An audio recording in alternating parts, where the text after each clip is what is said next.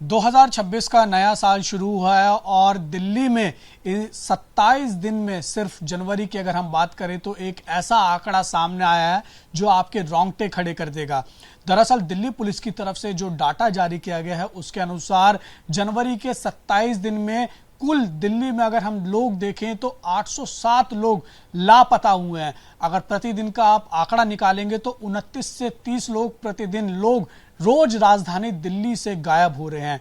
तो आखिर वो लोग गायब कैसे हो रहे हैं, क्या ये पूरा मामला है, इसमें ह्यूमन ट्रैफिकिंग जुड़ा है, ह्यूमन ऑर्गन ट्रैफिकिंग जुड़ा है या क्या इसमें और कुछ खतरनाक है, इसमें ज्यादा बातचीत करेंगे। आखिर वो गायब हुए हुए लोग कहां जा रहे हैं। इसमें सबसे अहम बात यह है कि जो लोग गायब हुए हैं उनमें से बच्चियां और महिलाओं की संख्या सबसे ज्यादा है। इस पर ज्यादा बातचीत करने के लिए हमारे साथ फॉर्मर डीजीपी हैं आमोद कांत जी, इनसे बातचीत करते हैं और जानेंगे कि आखिर कैसे ये पूरा देख रहे हैं, क्योंकि एक इनकी एनजीओ है प्रयास फाउंडेशन, उसके तहत लोगों को रेस्क्यू भी किया जाता है। आमोद सर, जिस तरीके से जनवरी का ये डाटा सामने आया है, 27 दिन में 807 लोग राजधानी दिल्ली में लापता हो चुके हैं। हालांकि 235 लोग इसमें से मिल चुके हैं, लेकिन बाकी का क्या, जो नहीं मिले उनका क्या, वो कहां गए, वो कहां गायब हो गए। उसमें से महिलाएं और बच्चों की संख्या सबसे ज्यादा है, जो आंकड़ा डरा रहा है। नहीं, ये सही है जो आंकड़े आप कह रहे हैं, जिसकी चर्चा आप कर रहे हैं।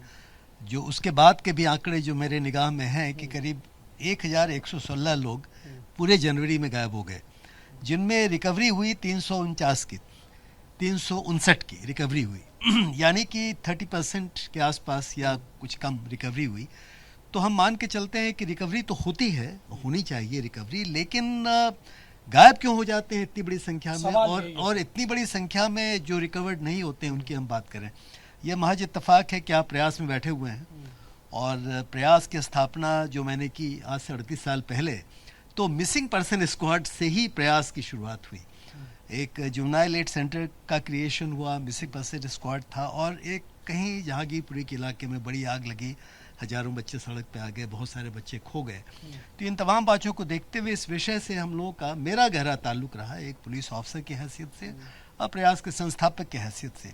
अभी अगर हम आंकड़ों को देखते हैं तो चूंकि आपने दिल्ली की बात की, हम दिल्ली की चर्चा करेंगे, लेकिन राष्ट्रीय स्तर पर अगर हम देखें तो जो आखिरी फिगर्स हैं नेशनल क्राइम रिकॉर्ड्स ब्यूरो के 2023 के फिगर्स हैं, इसमें 4,84,000 लोग गायब हो गए एक साल में, और उनमें 3,24,000 महिलाएं थी।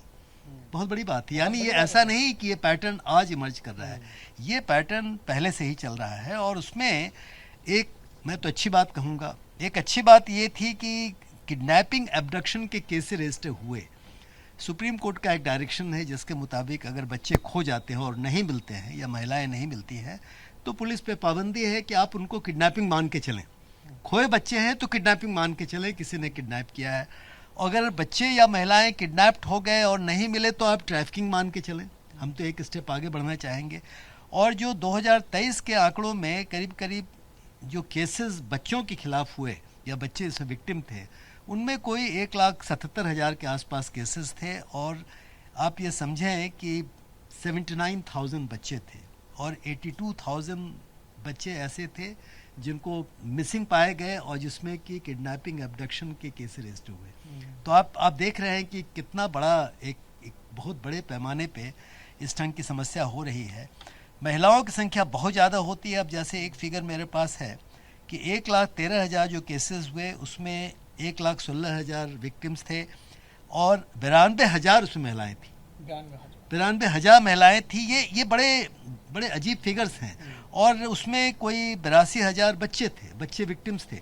तो ये जो राष्ट्रीय स्तर पर हम बात देख रहे हैं, और दिल्ली में आप ये समझें कि राजधानी है, बहुत बड़ी पुलिस फोर्स है दिल्ली में। कोई सर, सवाल यही है, देश की राजधानी है, देश की राजधानी में महिलाएं और बच्चे सुरक्षित नहीं हैं। जिस तरीके से डाटा आ रहा है वो बहुत ज्यादा चौंकाने वाला है, रोंगटे खड़े कर देने वाला है, क्योंकि महिलाएं और बच्चों को जो है वो सबसे ज्यादा लापता हो रहे हैं। वो जा कहाँ रहे हैं सर? देखिए, थोड़ा हम घबराएं कम। मैं इस पे थोड़ा सा आपको कहना चाहूँगा, जैसे दिल्ली में कोई 24,000 केसेस हुए एक साल में, करीब 24,000 के आसपास 23 में भी हुआ, 24 में हुआ, 25 में हुआ। और इनमें ये बड़ी भयावह बात जरूर है कि 24,000 जो एवरेज फिगर निकल रहा है, उसमें से एवरेज 14,000 महिलाएं हैं। और 10,000 पुरुष हैं, बच्चे भी शामिल हैं, इसमें बच्चे भी शामिल हैं और बच्चों की संख्या भी इसमें बहुत ज़्यादा है। तो ये तो सोचने वाली बात है। हाँ, ये सही है कि 24,000 केसेस अगर हो रहे हैं एवरेज 23, 24, 25, 3 साल के आंकड़ों में, इनमें कोई 15,000 से लेके 17,000 तक बच्चे या महिलाएं या तमाम मिल जाते हैं। जो बचते हैं वो करीब करीब आप ये समझें कि 25-30% बच जाते हैं। जो बच जाते हैं और नहीं मिलते हैं वो एक बहुत ही कंसर्न की बात है, एक बहुत ही परेशानी की बात है कि ये कहाँ गए, इनके साथ क्या हुआ। क्योंकि होता यह है कि अधिकतर बच्चे या महिलाएं या लोग जो खोते हैं, बच्चे महिलाएं खास तौर पे, जब वो खोते हैं तो उसकी एक कभी ड्रिफ्ट हो गए, घर से निकल गए, कहीं चले गए, या फिर कोई परेशानी हो गई, कोई घर में अदावत हो गई, कोई पॉवर्टी के सिचुएशंस होते हैं। अब राष्ट्रीय स्तर पर तो हम ये कहेंगे कि जो लाखों लाख बच्चे चाइल्ड लेबर के लिए या वैसे निकलते हैं, बाद में परिवार उसको खोजने की कोशिश करते हैं तो मिलते नहीं हैं। तो बहुत सारे फैक्टर्स होते हैं और वो सारे फैक्टर्स को हमको देखना पड़ेगा। लेकिन पहली चीज़ मैं स्पष्ट करना चाहूँगा कि बच्चे या महिलाएं अगर खो जाते हैं, उनकी इन्फॉर्मेशन पुलिस को मिल जाती है और पुलिस अगर केस रजिस्टर करती है तो ये अच्छी बात है। कोई चीज़ जब तक केस रजिस्टर नहीं होगा, जब तक इन्वेस्टिगेशन नहीं होगी, तब तक उनका वापस मिलना बहुत मुश्किल होता है। पुलिस वालों से मेरे मित्र हैं, साथ काम करने वाले हैं। आप खुद रहे हैं सर पुलिस में? मैं दिल्ली में ज्वाइंट पुलिस कमिश्नर था, डीजी पुलिस था गोवा और अरुणाचल का, तो मुझे गहराई से मालूम है कि उनकी अंदर की समस्याएं क्या है, कैसे वो सोचते हैं, क्या बात है। तो उनका ये कहना है कि जहाँ पे रिकॉर्डिंग नहीं होती है या अगर मान लीजिए कि बच्चे महिलाएं वापस भी आ जाते हैं तो बहुत बड़ी संख्या में उनको खबर नहीं मिलती है। इसलिए मैं बार बार कह रहा हूँ कि केस का रजिस्टर होना, इन्वेस्टिगेशन करना बहुत ज़रूरी है। अब जैसे आप देख रहे हैं कि ये इन्वेस्टिगेशन हुई तभी तो पता लगा कि वो कहाँ गए। और अगर हम लोग इन्वेस्टिगेशन की शुरुआत बहुत जल्दी कर दें और फिर कोशिश करें पता करने की, तो आजकल आप ये देखें कि जो सिस्टम्स काफ़ी बदल चुके हैं।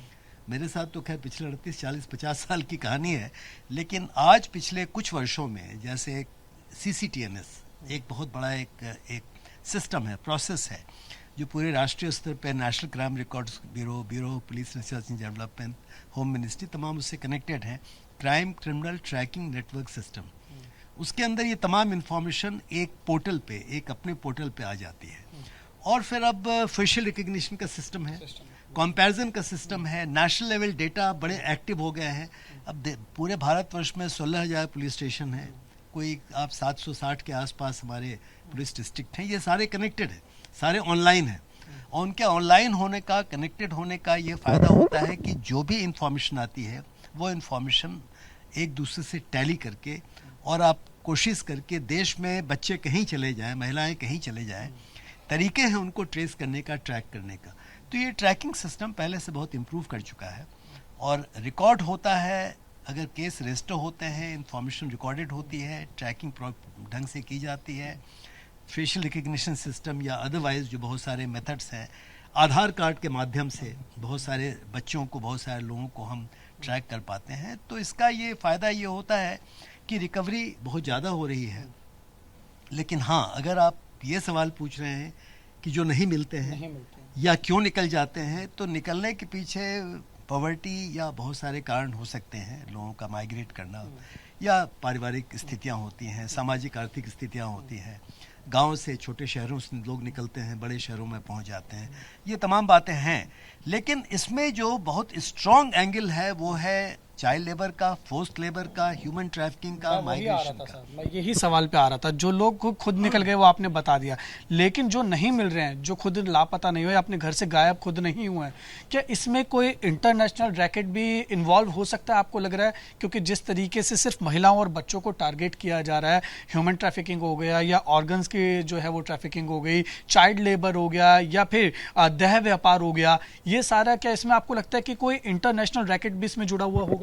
नहीं, पहले तो हम इस रैकेट को नेशनल लेवल पे पहले समझने की कोशिश करें। इंटरनेशनल लेवल पे भी मैं बताऊंगा आपको। नेशनल लेवल पे ये है कि अब अधिकतर बच्चे या महिलाएं या जो भी हैं, ये जो गरीब प्रदेश भारतवर्ष के हैं, जहाँ बहुत दिक्कत है, उनकी सोशियो इकोनॉमिक कंडीशंस अच्छी नहीं है, वहाँ से इनका पलायन होता है, वो निकलते हैं। और ऐसे नहीं निकलते हैं, मतलब छोटे गांव से लेकर के छोटे शहर और बड़े शहरों तक, inter state, well organised racket है। ह्यूमन ट्रैफिकिंग अपने आप में एक बहुत ही वेल ऑर्गेनाइज्ड रैकेट है और ये उस ढंग का क्राइम भी है, ऑर्गेनाइज्ड क्राइम है। और आप जानते हैं कि ह्यूमन ट्रैफिकिंग दुनिया का सबसे बड़ा तीसरा ऑर्गेनाइज्ड क्राइम माना जाता है। आप ये समझिए कि आर्म्स हैं या टेररिज्म से रिलेटेड हैं, ड्रग्स है और ह्यूमन ट्रैफिकिंग है। और ये ज़्यादा खतरनाक है चूँकि लोगों के साथ है, फ्लैश एंड ब्लड में लोग हैं, बच्चे, महिलाएं, तमाम लोग। तो ये जो रैकेट है जाके, चूँकि हम लोग प्रयास के माध्यम से बड़े पैमाने पे इस काम को किया जाता है। मैं सिर्फ एक स्टेट की चर्चा करूँ, राजस्थान की, कि राजस्थान में कोई पिछले 7-8 साल में जो प्रयास का बड़ा टीम वहाँ पे है और बिहार में बहुत बड़ा टीम है, करीब 5000 बच्चों को आइडेंटिफाई करके रेस्क्यू करके उनमें से 80% बच्चे बिहार के थे, उनको वापस किया गया। और राजस्थान की पूरी सरकार, पुलिस है, अदर एजेंसीज हैं, कोर्ट्स हैं और बिहार की पूरी जो तंत्र है वहाँ का, प्रशासनिक तंत्र है या जुडिशियल प्रोसेस है, उसकी वजह से बहुत बड़ी संख्या में इन बच्चों को, महिलाओं को हम वापस कर सके। अब वो एक ढंग से परिवार में जाके सेटल हुए। तो ये सिर्फ एक स्टेट की बात है। दिल्ली से भी हजारों हजार इस ढंग के बच्चे मिलते हैं जिनको कि रिपैट्रिएट किया जाता है। और अभी पिछले कुछ महीनों में ही जो मुझे खबर मिली कि करीब 1350 केस रजिस्टर, प्रयास ने ही सिर्फ कराया रजिस्टर, जो कि बच्चों से कनेक्टेड था, महिलाओं से कनेक्टेड था। ये पिछले 7-8 महीने की बात है, जिसमें 1550 बच्चे ऐसे थे जिनको कि रिकवर करके, सिक्योर करके, रेस्क्यू करके रिहैबिलिटेट करने की कोशिश की जा रही है। इंटरनेशनल जो आपने बात की, उसमें थोड़ा सा मैं चर्चा करना चाहूँगा बांग्लादेश बॉर्डर और नेपाल बॉर्डर का। चूँकि इंटरनेशनल लेवल पे तो खैर जो एयर ट्रैवल लोग करते हैं या कराए जाते हैं उनमें भी होते हैं, ऐसा नहीं कि उसमें नहीं होते हैं। जैसे सऊदीज़ में बहुत सारे लोग, लड़कियां चली जाती हैं, वहाँ जाके विक्टिम्स हो जाती हैं ट्रैफिकिंग की, या यूरोपियन कंट्रीज़ में ही बहुत सारी औरतें जाती हैं। चूँकि प्रयास के माध्यम से अब ऐसे हम लोगों ने डोमेस्टिक वर्कर्स पे काफ़ी काम किया है, तो डोमेस्टिक वर्क के लिए बहुत सारे लोग जाकर के फंस जाते हैं यूरोपियन कंट्रीज़ में या मिडिल ईस्ट कंट्री में जाके, गल्फ़ कंट्रीज़ में फंस जाते हैं। वो एक यहाँ है।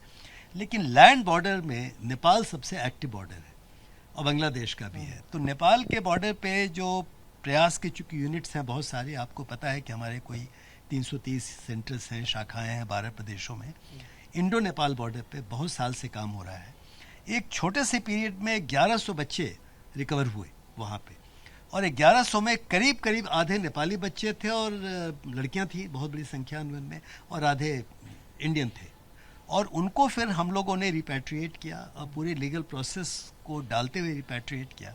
तो आप अंदाज कर सकते हैं कि एक ऑर्गेनाइजेशन एक छोटे से समय में जब इतनी बड़ी संख्या में रिकवर कर रही है, तो बहुत सारे ऑर्गेनाइजेशंस हैं और भी गवर्नमेंट के एसएसपी है जो ऑपरेट करती है, या बॉर्डर सिक्योरिटी के फोर्सेस हैं वो ऑपरेट करते हैं। उन तमाम लोगों की मदद से हजारों हजार बच्चे रिकवर्ड हो रहे हैं, हजारों हजार औरतें रिकवर्ड हो रही हैं और केस रजिस्टर हो रहे हैं। तो मिला जुला करके जो बॉर्डर कंट्रीज़ हैं या बॉर्डर ट्रैफिकिंग है, ह्यूमन ट्रैफिकिंग, वो बहुत ही ज़्यादा एक्टिव है और उसको भी देखने की ज़रूरत है। उसको देखने की ज़रूरत है। तो सर एक मेरा सवाल आपसे ये भी है, जिस तरीके से अभी आपने दिल्ली पुलिस बताया कि और तमाम देश की पुलिस किस तरीके से एक सिस्टम बना रखा है, उसके तहत जो है वो एक दूसरे से कनेक्ट रहते हैं जब भी कोई केस रजिस्टर्ड होता है। लेकिन सर जब केस रजिस्टर्ड करने के लिए जाते हैं, मिसिंग पर्सन की रिपोर्ट करने के लिए जाते हैं, तो एक टाइम है 24 घंटे के आसपास का मेरे ख्याल से टाइम है।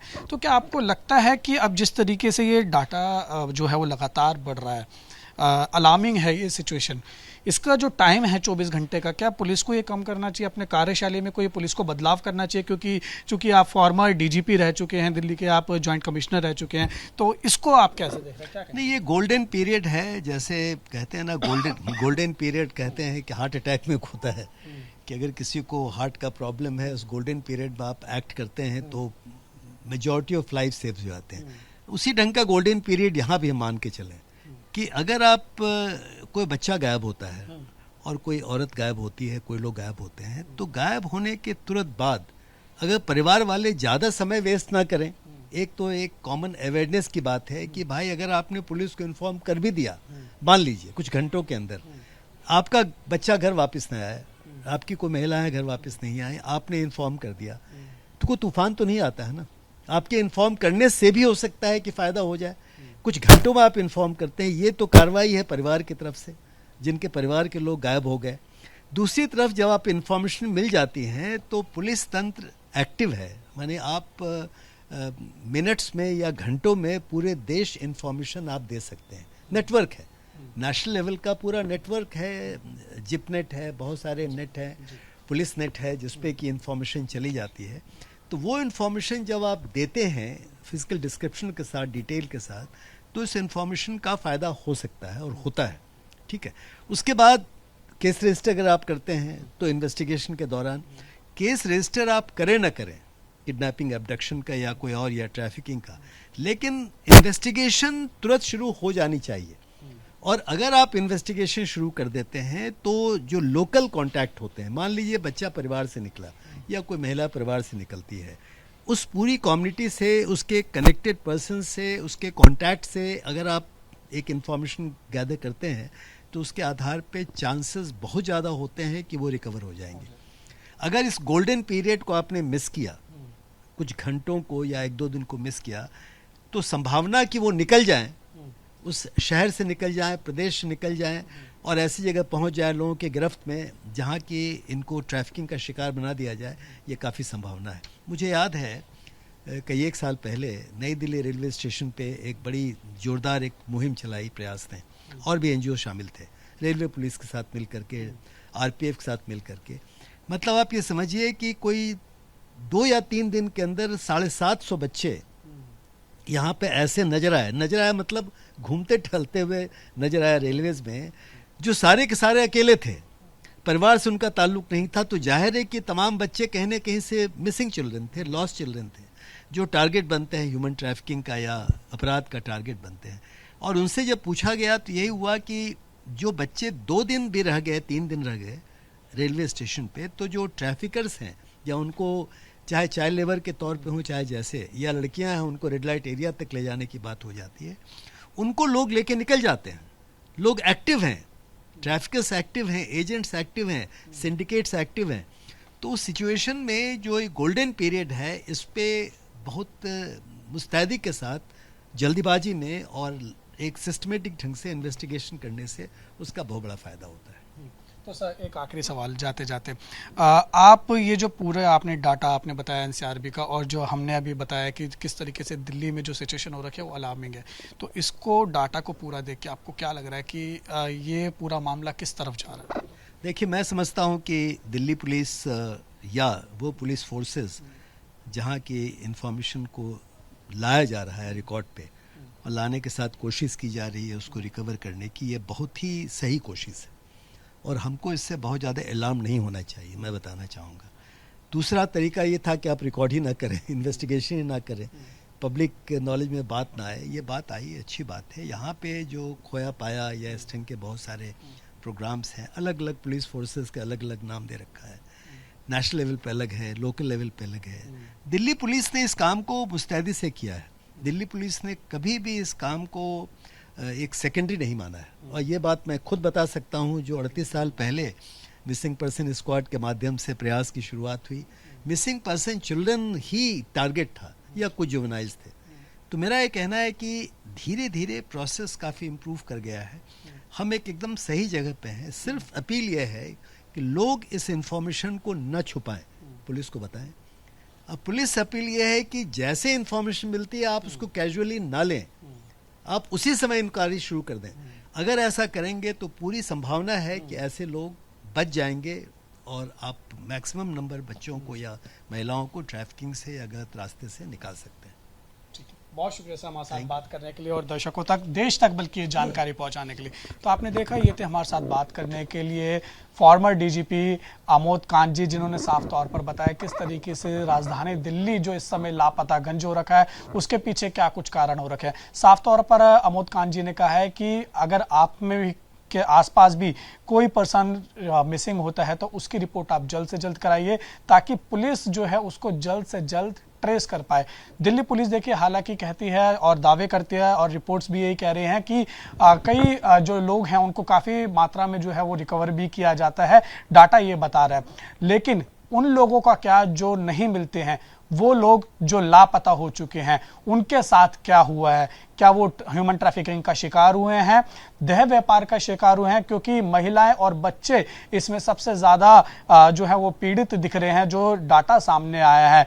दिल्ली पुलिस केस जरूर सॉल्व कर रही है, लेकिन उन परिवारों के बारे में भी जरूर सोचना चाहिए जिनके अपने आज तक नहीं मिले हैं। सिर्फ जिंदगी भर का गम उनके पास अभी बचा हुआ है और पूरी तरीके से आस है कि आखिर उनके अपने किसी एक ना एक दिन वापस उनको जरूर मिलेंगे।